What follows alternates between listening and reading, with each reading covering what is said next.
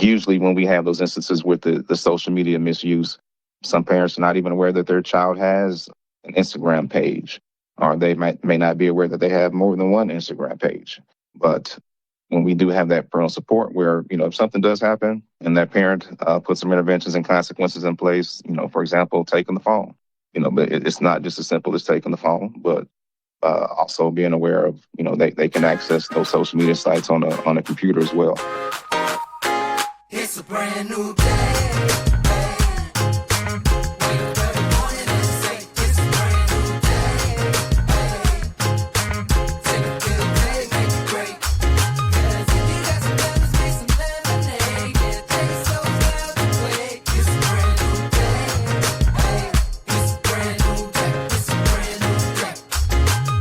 We strive to bring different perspectives of better supporting our children and students in the digital world.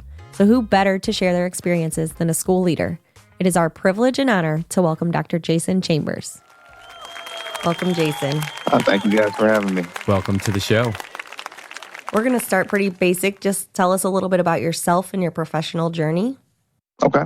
Interestingly, I didn't start off in education. I began in the fitness field and kind of gravitated to education due to my desire to want to coach. So I did start as a PE teacher. One thing led to another.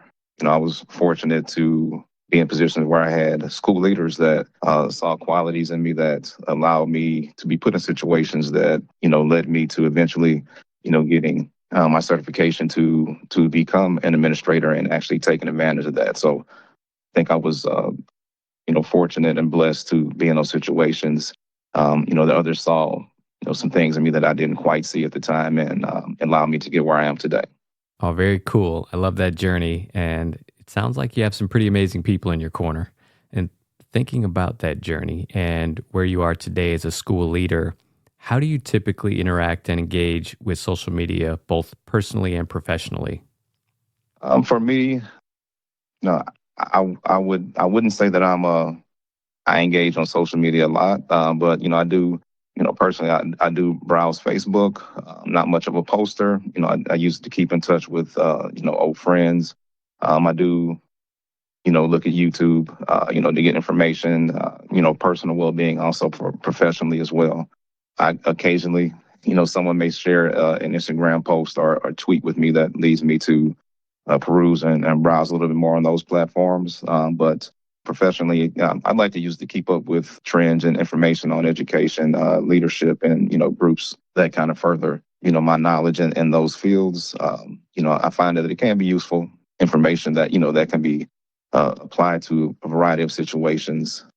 As far as in our building, we are, taking steps to use social media more than we have in the past, and mainly to advertise positive information about our students, about our school community. Oftentimes, when schools are in the spotlight, it's not for often it's not for positive events.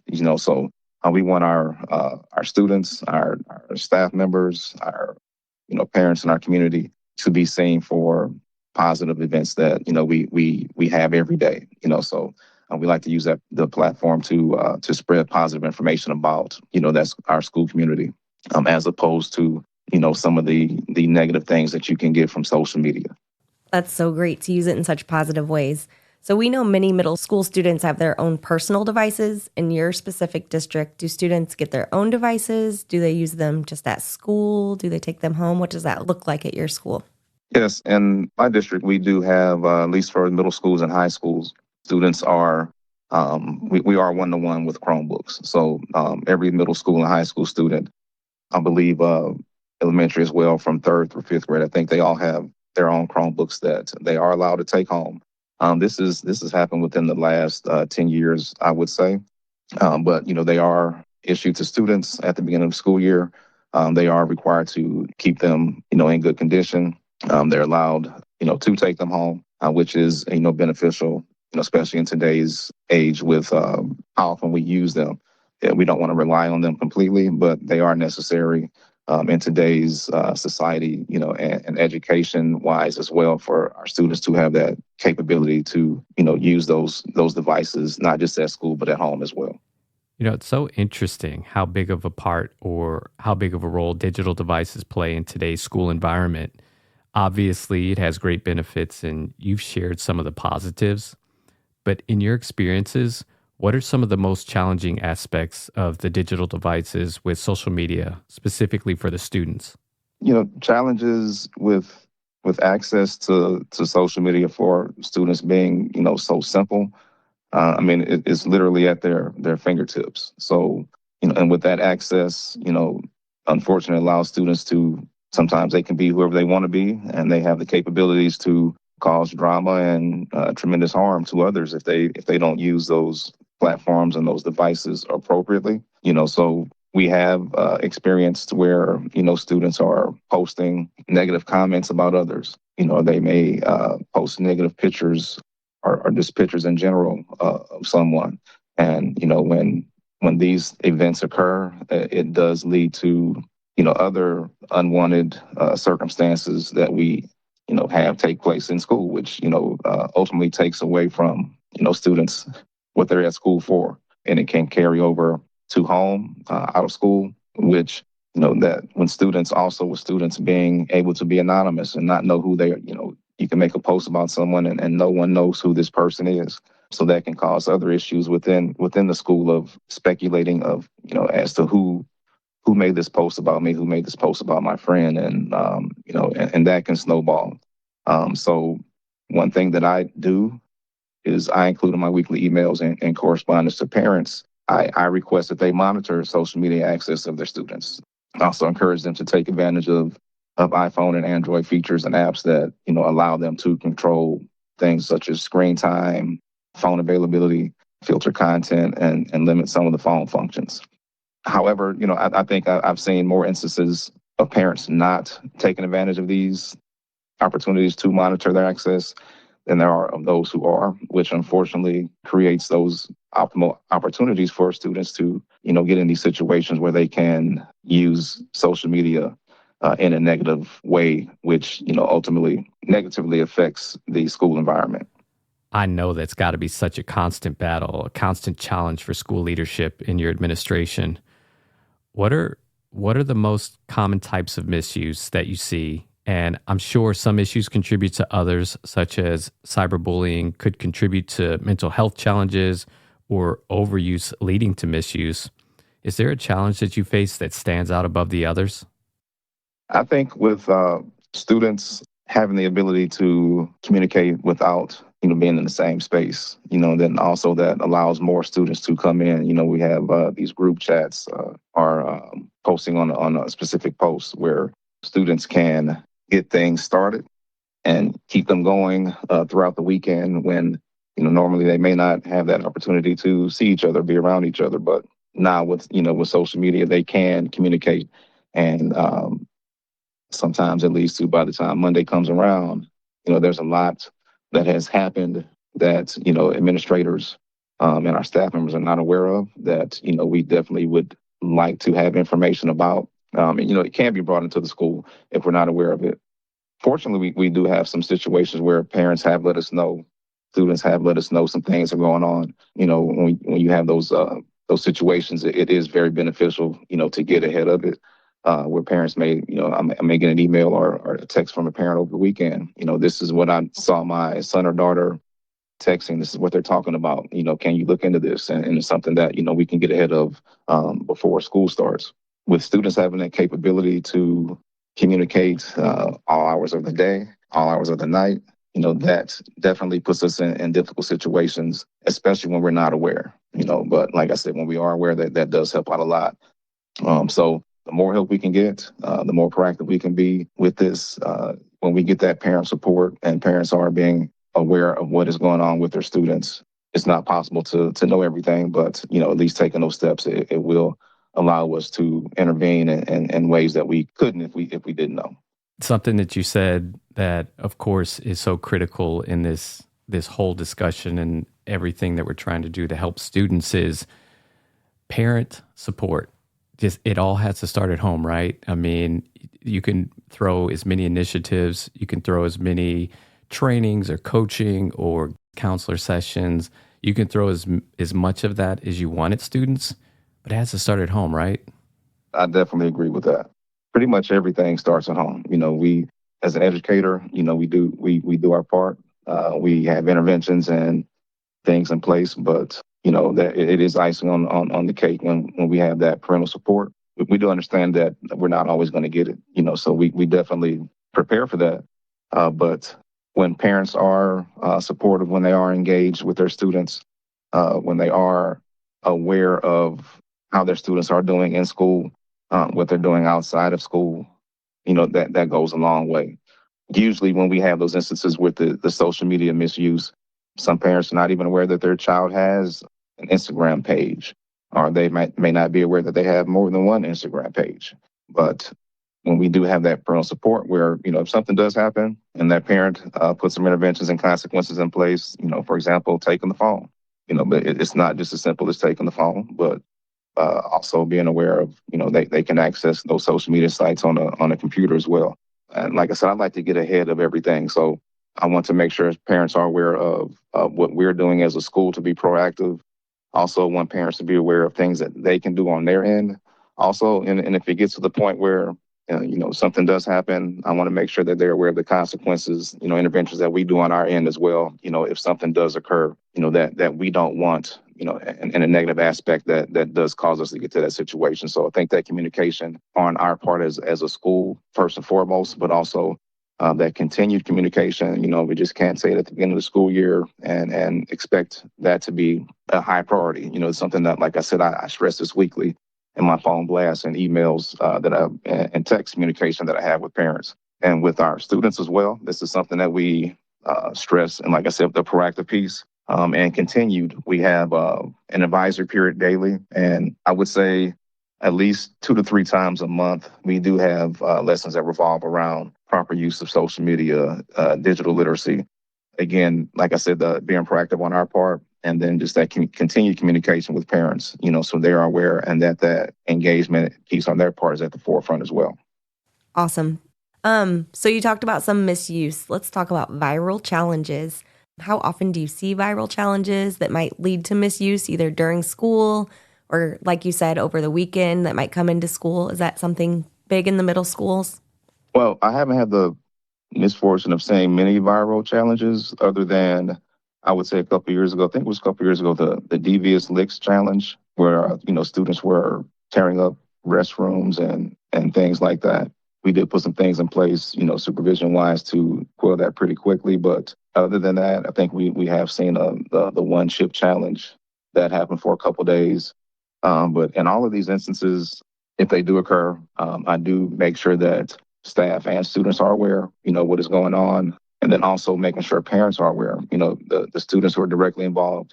We do make, personal phone calls to those parents.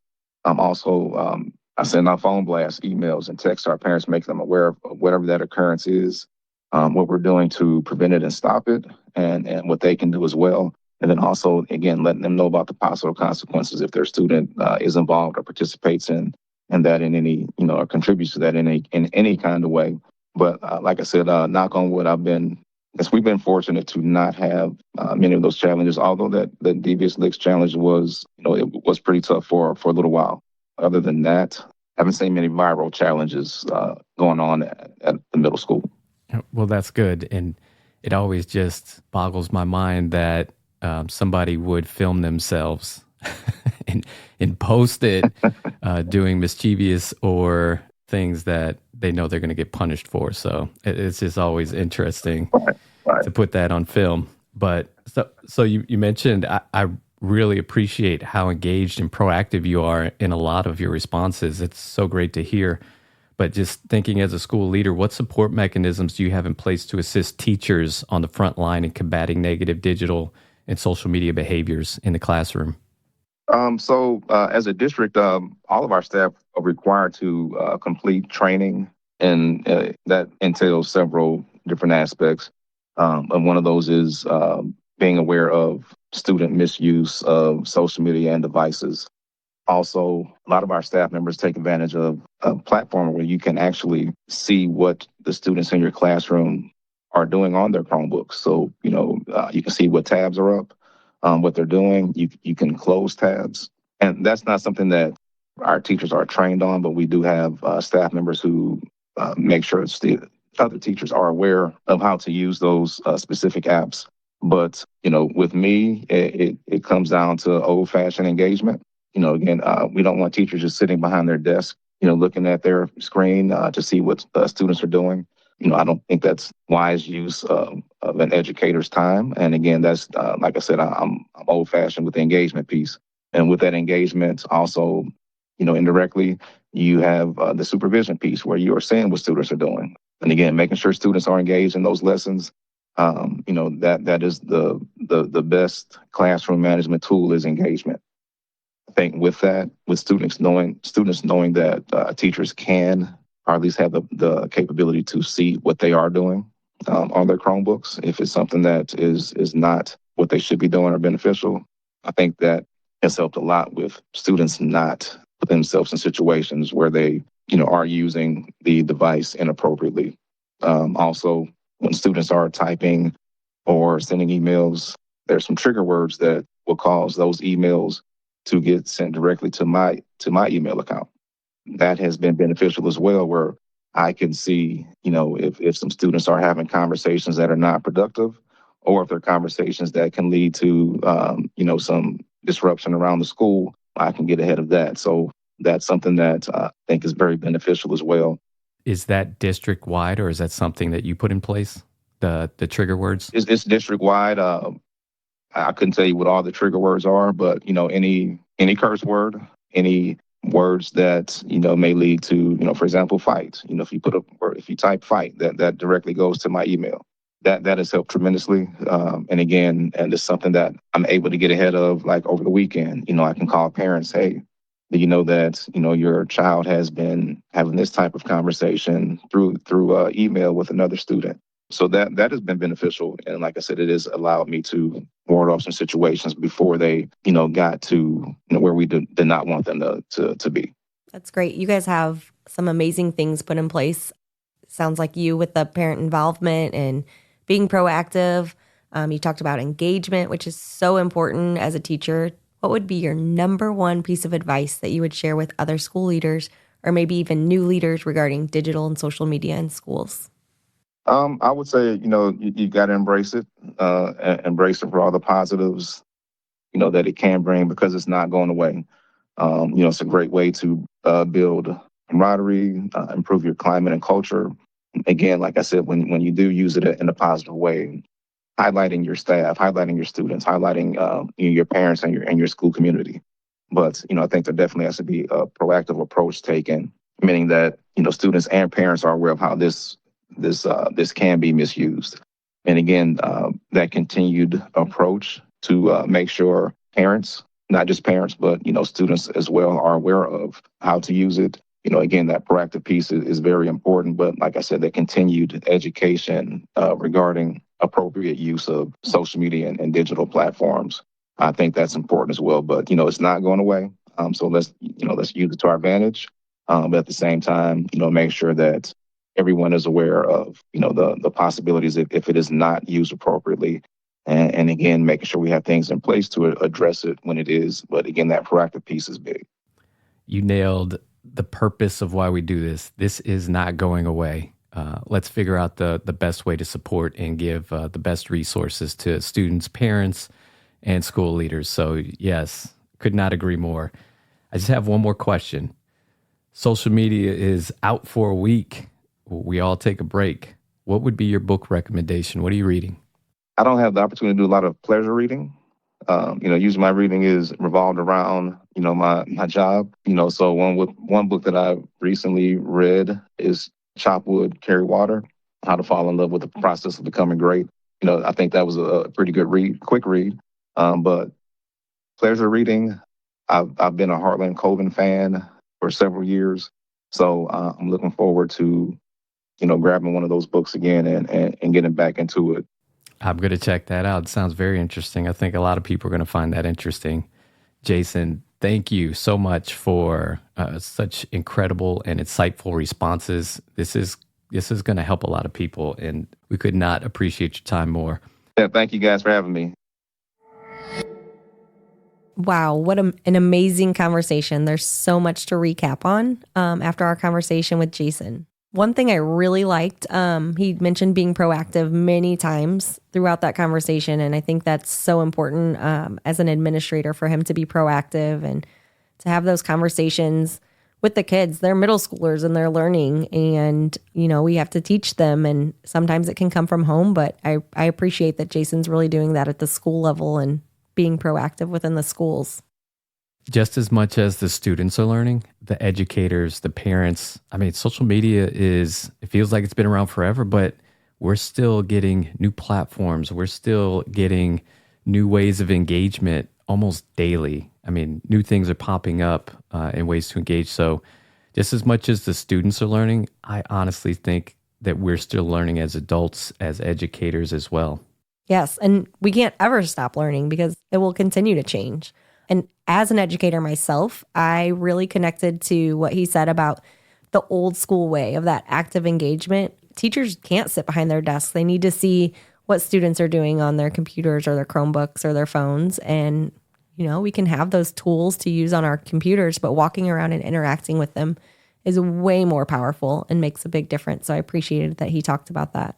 It's almost like X-ray vision, being able to be at their desk and be able to see what tabs they have open or what they're actually doing, if they're learning or engaging in activities they really shouldn't be at school. It made me think of, and this may be giving away my age, but putting comic books inside my textbook. Sneaky. Yeah, the teachers needed X-ray vision to see that, but of course they didn't have that. So it's so great that the teachers have the capability to do that. And, it's a lesson learned with students. It can feel a little bit big brother in some instances, but I think if handled right, it comes across in a different light that, hey, we're really trying to help you here. We're trying to make sure you get the most out of your education and your time at school. Right. And I know that students have these devices to use at school, but they have to be using them for the appropriate reasons and using them correctly. I know that if they're not, then that might be a privilege that's taken away, and we need to be able to use devices at school. So I just appreciate that, administrators and teachers are making sure they're being used correctly. Absolutely. And something Jason stressed was parents need to be engaged in the right ways. It truly does start at home.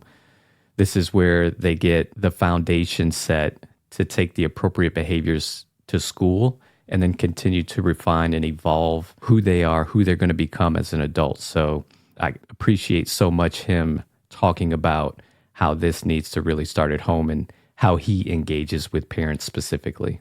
Yeah, it sounds like he does a lot of communication with parents, whether it's sending out the blasts or the emails, but also just calling parents and saying, just so you know, these are the conversations your child is having. And that just has to go a long way because unfortunately, parent support's not always there. And I think Jason's doing a great job of trying to put that in place as much as possible.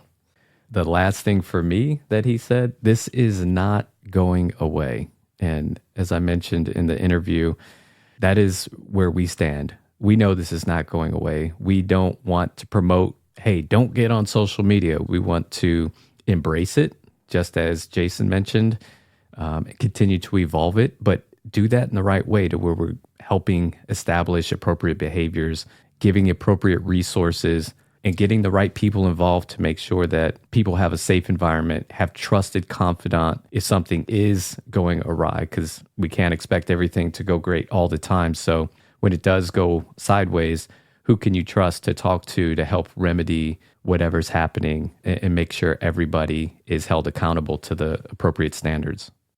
Yes. And at this age, middle school students, the more adults that they have that are teaching them about the digital world that we do live in, the better. I mean, it's prime time to learn how to be good digital citizens. Absolutely. Well, Nick, another great episode in the books. So thank you so much. I appreciate your time as always. Thank you, Chris. Absolutely. And remember, in the midst of chaos, there's always a way to find clarity. Have a great day. We are growing and would love your feedback. Please rate us and share your thoughts or any topics you would be interested in us covering in the future. Are you or someone you know interested in being a guest on the podcast? visit us at chaoticdigitalworld.com. One way to help support the show is by adding a new resource to your library. Order a copy of A Parent's Guide, Keeping Your Children Safe in a Chaotic Digital World today on Amazon. Follow us on all social media platforms, and don't forget to subscribe to keep updated with new episodes and bonus content. As always, thank you for listening.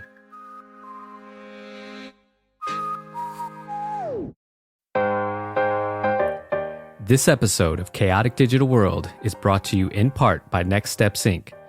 Next Steps, a software created for schools or organizations to transform the way we think about attendance management. Did you know? When an institution or organization uses 5 minutes per day for 6 sessions, that's equivalent to 15 wasted hours per month. And if there's an emergency evacuation, emergency personnel have to go in and search for those who may be hiding. We've solved those problems and more. At Next Steps, you can say goodbye to manual attendance and hello to efficiency and productivity. Our software automates the entire process, saving you time and resources. Visit us on our website at next-stepsinc.com to book a demo and learn more. We're waiting to speak with you.